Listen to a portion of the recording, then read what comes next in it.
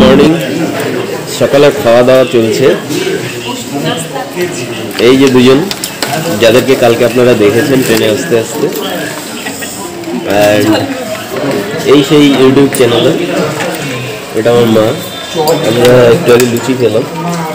এই দোকানটার নাম হচ্ছে লোকনাথ, তারাপীঠ সরণিতে ঢোকার মুখেই। একটু বেগুনিও হচ্ছে। এবার আমরা planning to go at Birchandrapur এবং আটলা গ্রাম, যেখানে বামদেবের জন্মস্থান।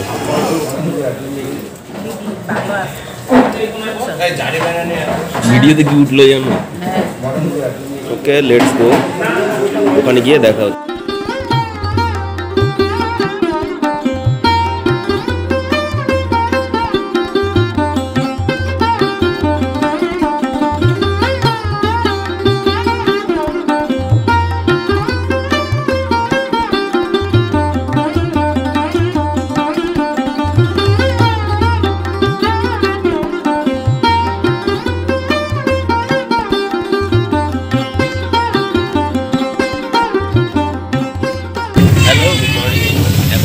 শেষে আমরা এখন যাচ্ছি আটলা গ্রামে। আমার পেছনে দুজন বসে আছে, সবাই একটু হাত দেখিয়ে দাও। পূজা এবং দিয়া। আমার ডান দিকে দিয়া আর বাঁ দিকে পূজা, এবং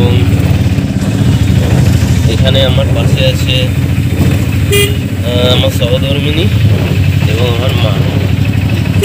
সামনে আছে দু ভাই। তো আটলা গ্রাম হচ্ছে বামদেবের জন্মস্থান, সেখানে যাই এবং বীরচন্দ্রপুরে যাব। সেখানে গেলে আলাদা করে আমরা এপিসোড করবো, সেটা দেখাবো। তবে এখন আজকের ওয়েদারটা একটু অন্যরকম, শীত এবং বৃষ্টি একসাথে। তাই আমরা শীতে জড়ো সড়ো হয়ে সবাই একটা অটোতেই বসে আছি। চলুন আটলা গ্রামে গিয়ে দেখা হবে।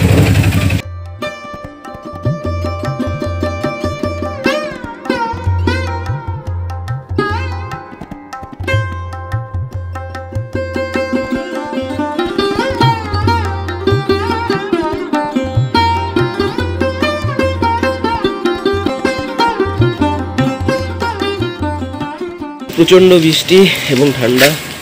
ভেতরে গিয়ে দেখাচ্ছি, কারণ বৃষ্টিতে মোবাইল ধরে রাখা সম্ভব হচ্ছে না। ওকে, এটা হচ্ছে সেই মন্দির, অ্যান্ড আমরা এখন ভেতরে যাচ্ছি। চলুন।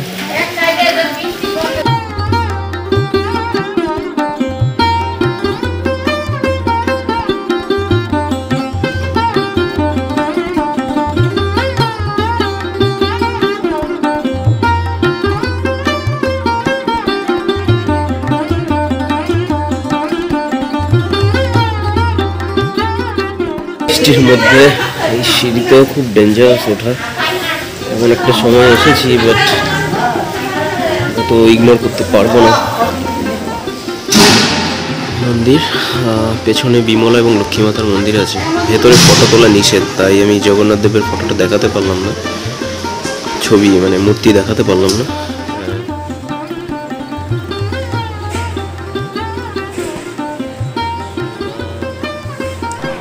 এখানেই নিত্যানন্দ মহাপ্রভু তার মায়ের ইচ্ছে পূরণ করেছিলেন।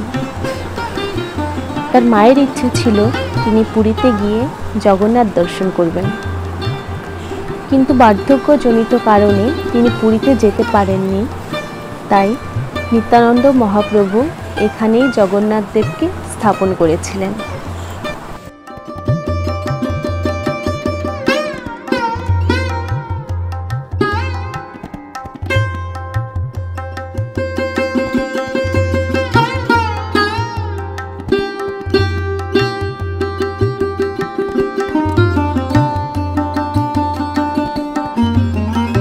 বৃন্দাবন ধাম বলে একটা জায়গা আছে, তো এখানে আছি। দেখুন বাইরে দিয়েই মন্দিরটা খুবই সুন্দর, দেখে নিন, তারপরে ভেতর দিয়ে দেখাচ্ছি।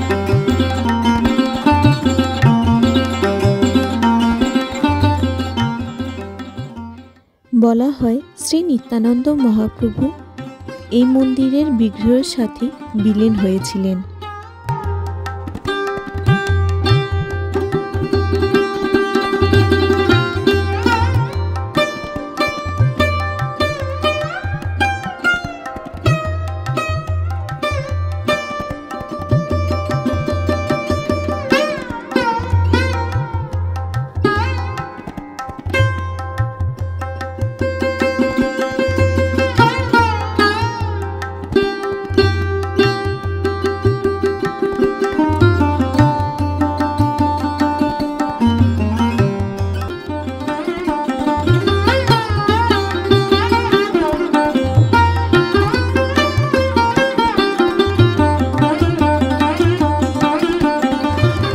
এটা বীরচন্দ্রপুর ইস্কন মন্দির, যার নাম একচক্রা ধাম।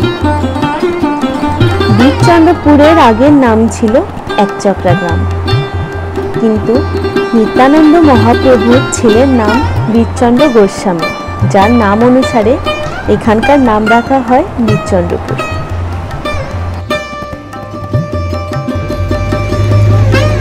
কিছুটা কাজ চলছে, বাট আমরা সাইড দিয়ে ঢুকলাম, বেশ খোলা মেলা। চলুন যতটা ক্যামেরা যায় ততটা দেখাতে পারবো।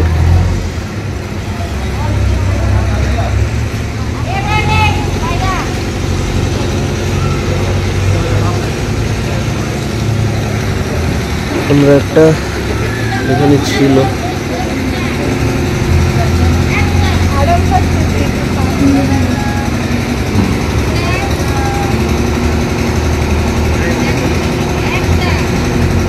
রাস্তায় ছিল, এখানেই থাকে সে, সবাই মিলে একটু আদর করছে এবং সে আদর খেতে খুব ভালোই আসছে।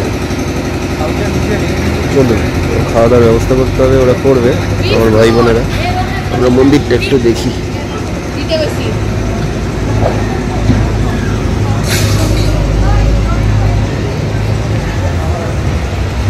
খুব সুন্দর করেছে, যেরকম হয় ইস্কনের মন্দির, অলওয়েজ গর্জিয়াস।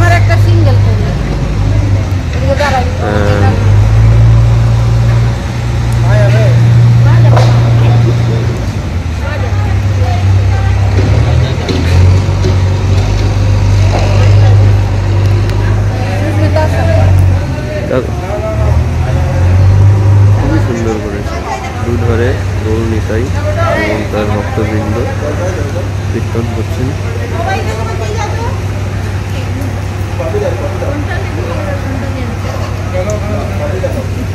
নারায়ণের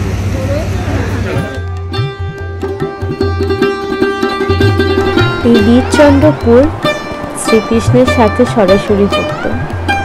কুরুক্ষেত্রের যুদ্ধে শ্রীকৃষ্ণ পিতামহ ভীষ্মের উপর রেগে গিয়ে তার রথের চাকা তুলে ধরেছিলেন তাকে মারবেন বলে, কিন্তু পরে তিনি রাগ সম্বরণ করে সেই রথের চাকা অন্যদিকে ছুঁড়ে ফেলেন, যেটা এসে পড়েছিল এই স্থানে, এবং সেই থেকেই স্থানের নাম রাখা হয়েছিল একচক্রা গ্রাম।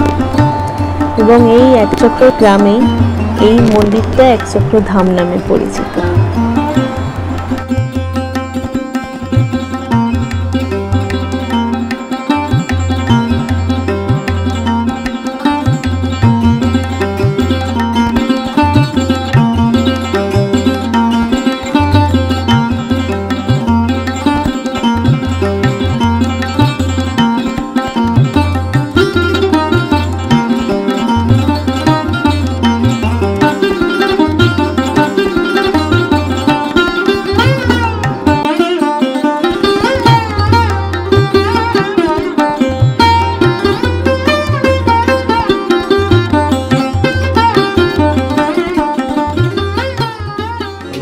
চলে এসেছি শ্রী চৈতন্য সরস্বত কৃষ্ণানুশীলন সংঘ। এটা অনেকটা ভেতরে বীরভূম জেলার। দেখুন গেটটা অনেক সুন্দর করেছে কাজ করা। মন্দির চলুন ভেতরে যাই, বৃষ্টি পড়ছে।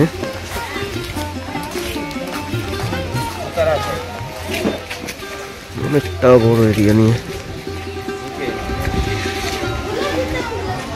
এটা বোধহয় সেবায়তদের থাকার জায়গা।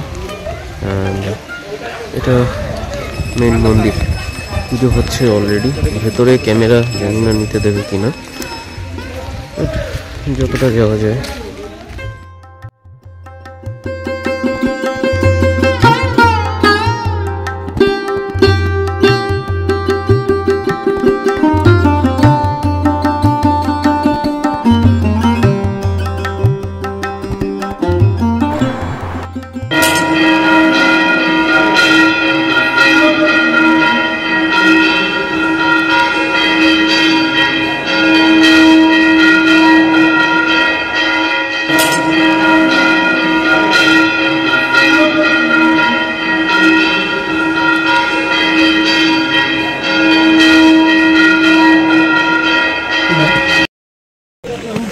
তো এই যে এখন আমরা মন্দির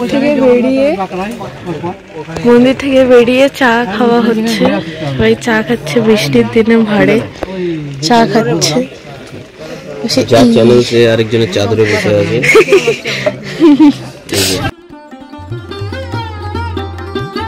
এটাই পাণ্ডবতলা। মহাভারতে বর্ণিত রয়েছে এই স্থানের নাম।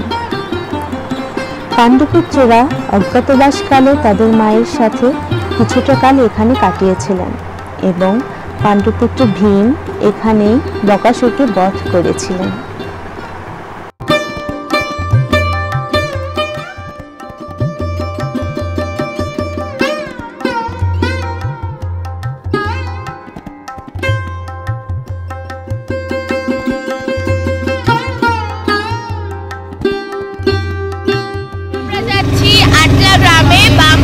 জন্মস্থান। তো আমরা টোটো ভাড়া করে নিয়েছি, তো এটা পুরো রিজার্ভে নিয়ে নিয়েছি। তো আমাদের ফ্যামিলি আছে, তো চলো ওখানে গিয়ে আবার। এবার আমরা আছি বামদেবের জন্মভিটা। আগে মাটির ছিল ঘর, এখন তো আর মাটির ঘর নেই। আমারই ইচ্ছাই নেই যাওয়ার।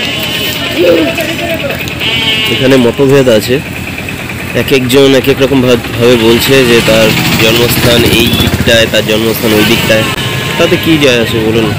বামদেব তো আর না জন্মস্থানের উপর ভিত্তি করে থাকতো, না কোনো স্থানের উপর। তার তো একজনই ছিল, তার মা। চলুন ভেতরে, জানি না মোবাইল নিতে দেবে কিনা, দেখছি। ওকে, এখানে অনেক মতভেদ আছে। এখানকার লোকেদের দাবি তাদের নিজস্ব বাড়িটাই বামদেবের জন্মস্থান, কিন্তু আমরা মনে করি এই পুরো 26 একর জমিটাই বামদেবের জন্মস্থান, জন্মভিটে। এখানেই বামদেব বড় হয়েছেন, খেলা করতেন, মায়ের আরাধনা করতেন। তাই আমরা তো বিতর্কে না গিয়ে পুরো জায়গাটাই ঘুরে দেখলাম। এবার যাওয়ার পালা, ফিরতে হবে কলকাতা। কিন্তু মনটা তো সেই মায়েরই কাছে পড়ে আছে। তো আজ এ পর্যন্তই, আবার দেখা হবে অন্য কোনো দিন, অন্য কোনো সময়। ভালো থাকবে।